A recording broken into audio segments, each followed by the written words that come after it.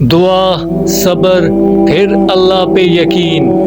بڑی دعائیں بہت انتظار کے بعد قبول ہوتی ہیں، کیونکہ اللہ وہ دعا سننے کے بعد سب دیکھتا ہے کہ جو دعا، جو چیز تم مانگ رہے ہو اسے پانے کے لیے کتنی کوشش کرتے ہو، کتنی محنت کرتے ہو۔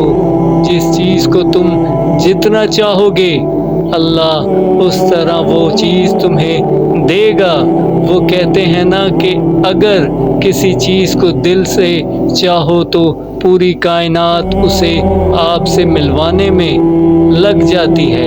اگر تم کوئی چیز چاہتے ہو تو اس کے لیے تم تسبیح کر رہے ہو، دعائیں مانگ رہے ہو، انتظار کرنا پڑ رہا ہے، مگر پھر بھی صبر کر رہے ہو۔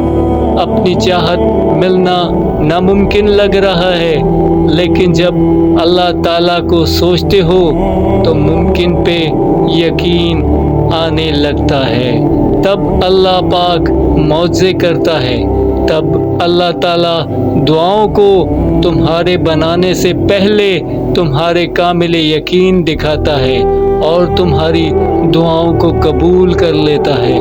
وہ تمہیں 70 ماؤں سے زیادہ پیار کرتا ہے، وہ تم کو بہت چاہتا ہے، وہ تمہیں کبھی گرنے نہیں دے گا، نہ کسی کی نظروں میں، نہ کسی کے قدموں میں۔